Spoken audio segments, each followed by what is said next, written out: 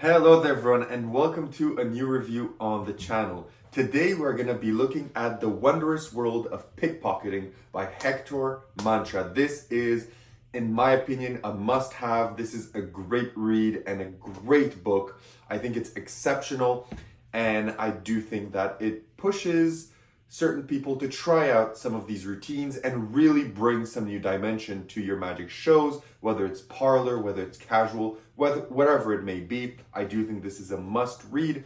So let's learn more about it right after the intro.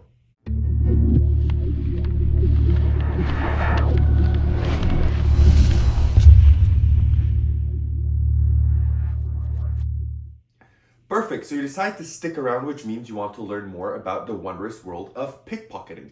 Now, what is this book about? Well, it's pretty obvious. It's about pickpocketing. Now, unfortunately, I don't have anyone to pickpocket, so I can't really do a performance of an effect in the book, but what I'm gonna do instead of that, I'm gonna tell you my favorite effects from this book, right? So instead of performing one, I'll go into a few of the effects because before making the review, I did want to read the entire book and give you guys the most information possible. So of course, the basis of this is, and the most famous pickpocketing stunt is the watch steal. And that is one that is really well explained in this book. So he goes over the watch steal. Then he also goes over stealing other items from front pockets, back pockets, blazer pockets, front pockets, inside pockets of jackets. So he goes over all of those steals. So the steals are really, really well explained, but they're not an end-all experiment. So I'll get to that when we actually proceed into the review. But now let's get into the magic routines. So one of them that I really like is called Himber Night Revenge. It's a starting routine and a self-working one where basically a torn corner of a card is placed in the wallet in the hands of a spectator. Afterwards, you make the corner vanish from the wallet and reappear inside of your hand or reattach to the card or in an impossible location. And by the name, you can understand what's at play here. A second routine that I really loved is called, let me get to it right here, it's called The Impossible Robbery of the Invisible Man. This is a routine where you're back to back with your spectator on stage, and what happens is you put a deck inside of their pocket and you tell them that you're going to pickpocket them without even realizing. And the way to prove that is that you're going to take one card from their pocket, turn it over, and place it back in the deck without them ever realizing. So then essentially, they name any card, and then you do some gags with the audience, with the spectators. Since you're back to back, you can do some gags. You can imagine what some of those gags are. And afterwards, when they're going to take the deck out of their pocket, one card is going to be reversed and it's going to be the named card. So of course, more seasoned magicians may understand what this routine is. Another one that I love is called Johnny Slates Steals a Bill. This is a bill vanish and bill revelation of a borrowed bill, and it uses spirit slates. And this is one of my favorite routines. And you can already see how I'm telling you some routines and how different they are. Like, they're incredibly different and unique. Like, you would never expect in a book on pickpocketing to have a routine with spirit slates, but you do here, and it's amazing. This routine is really good. And then there's another one that I really liked, which is the last routine in the book, like the last major routine, and it's called The Elegant Robbery of Sean Connery. Now, this is a really amazing effect. It has numerous steals, numerous pickpocketing stunts, and some great reveals at the end. And essentially, it uses things that some of the others routine use as well, but uses them in conjunction all together to make like a kind of mini pickpocketing show. Now, of course, I didn't go over every single routine in the book because there's quite a few, but I went over the ones that pleased me and the ones that I wanted to bring to your attention since I couldn't perform any of them. So those are some of the routines. So now that that's out of the way, where do you buy this? How much does it cost? And what do you get with your purchase? So you can buy this at most of your favorite magic dealers. I got mine from Alakazam Magic, but I know my local dealer has it. I know Vanishing Ink has it. So you probably can find this book at any dealer. What you get is a book. So you get this book. There's no download video or anything like that. You get this book. It's hardcover. as with any Vanishing Ink book, it has the really nice drawings and really like thick paper and writing in it. The typical standard that you expect from Vanishing Ink. It has really good illustrations and it's a funny book. It's Hector Mancha. It's a really funny book and funny read. Even at one point, he's like, okay, I'm kind of bored now. Let me give you my mom's hot sauce recipe. He gives you that.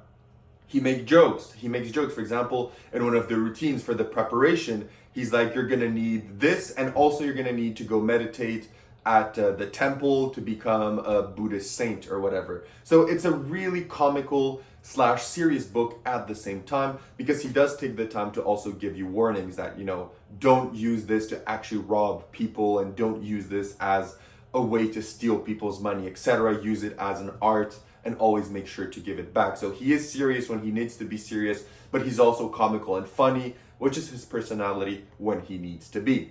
So that's what you get, and this will set you back $40 US, okay? So that's what you get.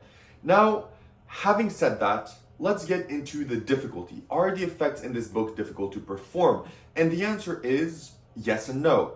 Some of them are self-working. Some of them don't even require pickpocketing. So some of them, you don't actually steal the watch. You don't actually steal from the pockets of the spectator. You don't actually steal from them. Their actual belongings. You do kind of a pseudo pickpocketing with your own objects, and you kind of make it seem that you're pickpocketing them and stealing from them when you're actually not.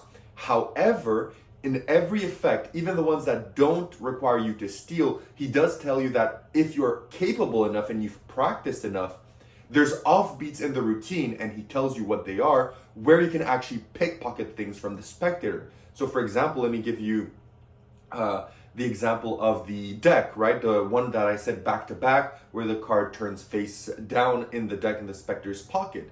So what he says, for example, in that routine is, as you pretend to steal the deck and put it back, you can actually steal away things from the actual spectator, right? Or when you're taking out the deck from his pocket, you can maybe steal something else with it. So there's different moments like this where, of course, if you've practiced enough and you're capable enough, you'll be able to do actual steals. So what I'm getting to is that 90% of the routines in these book are magic routines that are kind of pseudo pickpocketing at the surface level. So what this means is that there's not actually real pickpocketing going on.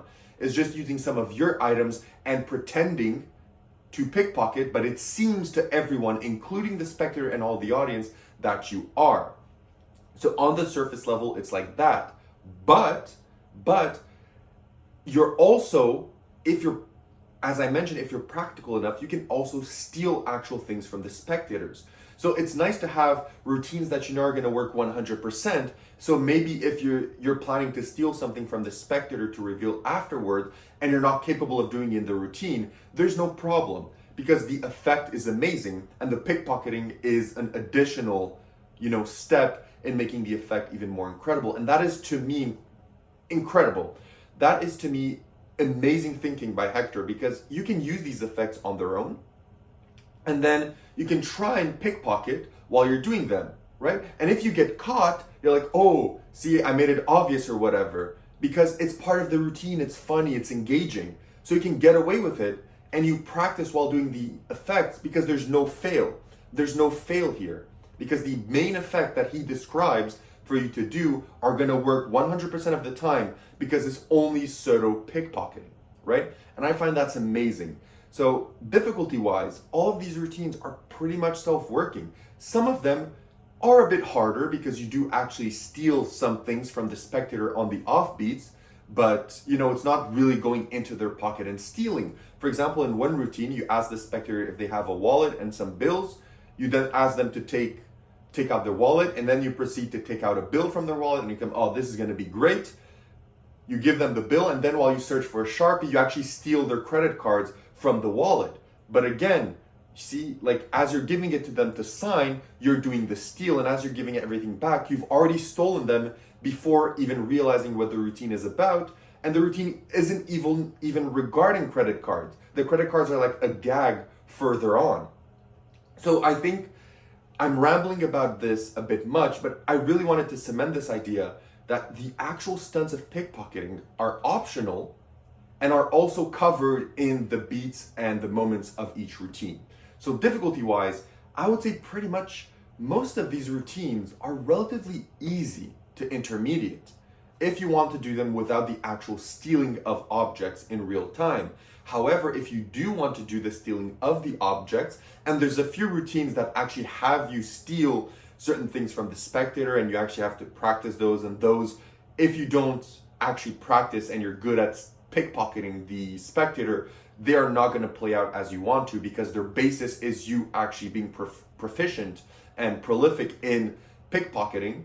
So those are going to be a bit intermediate to hard. But most of the routines, if you buy this book, I swear you're going to be able to do at least 3 or 4 of these routines without much effort and without much thinking. And you're also going to be able to try and pickpocket your spectator and see how it goes. Maybe give you more confidence, maybe show where you have to improve, okay? So also, I want to mention before we move on, is that there are techniques here. He does teach you how to do the watch steal, the front pocket steal, the back pocket steal, etc. He does teach them to you, but it's not an extensive resource, right? He doesn't go intricately and dedicate like 50 pages to each steal. There are other books for that. He references those books. There's also downloads, videos on these things. So if you want to expand upon this book, there's resources that he gives you and that you can find online that can show you a bit more, right? Because the steals are really to the point. He tells you how it works, when to do it, and that's it. He's not going to go into extreme details, not going to tell you what happens if the spectator is moving there, what happens if the spectator is agitated, what happens if you don't succeed the first time, what do you do, what happens if, for example, you're doing the watch steal and you forget to unpin the last pin. You know, he doesn't go over those issues. He just goes over generally the actual technique, but doesn't, dedicate the entire book to that, because most of this book is the actual magic routines that you can do with this, okay? So difficulty-wise, relatively easy, but if you actually want to pickpocket real items, so the wallet, the credit cards, the phones of the spectators, a bit harder. Now let's get into the practicality. What is the practicality of this? Well, if you're like Hector and you're great at pickpocketing, you literally basically don't need anything, right? Because you're going to be able to pickpocket your spectator during the routines and you don't need anything on you, right? You won't need a coat, you won't need anything. You just do this however you want, right? Because as he mentions, he performs in like sandals with like a vacation like shirt that's with no sleeves and like really baggy pants. So you don't need to have, reels in your hands, huge jackets, huge pants to hide everything. If you're prolific, you can do this however you want.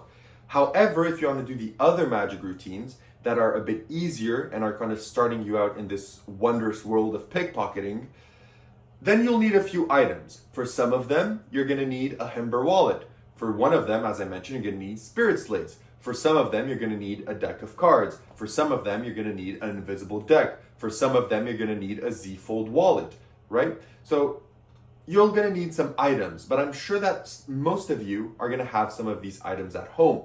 So I'm sure that pretty much everyone watching this already has a Hember wallet or a Z-fold wallet, already has an invisible deck, already has a deck of cards.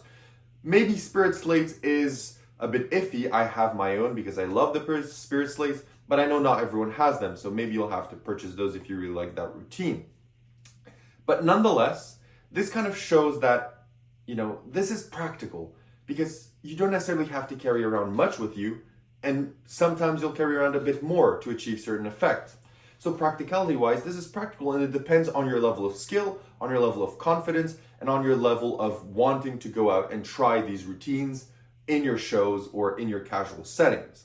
So practicality A1. Now what about performance? What about performance? Performance-wise, anywhere. You can do this casual, you can do this street, you can do this stage, parlor. However, again, the person you pickpocket has to be standing up. So you can't really do this sitting down at a restaurant, right? You can do this at a cocktail party or at a wedding where you're booked to do table to table, but let's say they want you to go at the cocktail lounge to do some magic, you can do some of these pickpocket routines. So you have to keep in mind that a spectator has to be standing up for this. You cannot pickpocket someone's pocket if they're standing down because it's going to be almost impossible. You could pickpocket their jackets, right? but it's going to be hard to do the pockets. However, as I mentioned, some of these routines don't actually have you pickpocket the actual spectator. It's pseudo pickpocketing, where they're just holding the wallet in the hand, or you're having them hold the spirit slates, etc. So you could do some of these routines sitting down as well, but for the most optimal kind of routines and the best effects, you want this to be standing up, both you and your spectator. So performance-wise and where to perform, I would say pretty much anywhere where you have a spectator stand up, or if you want, you can do some of these routines with a spectator standing down. That is no problem. So now that all of that has been mentioned, what are the positives and what are the negatives of the world of the wondrous world of pickpocketing?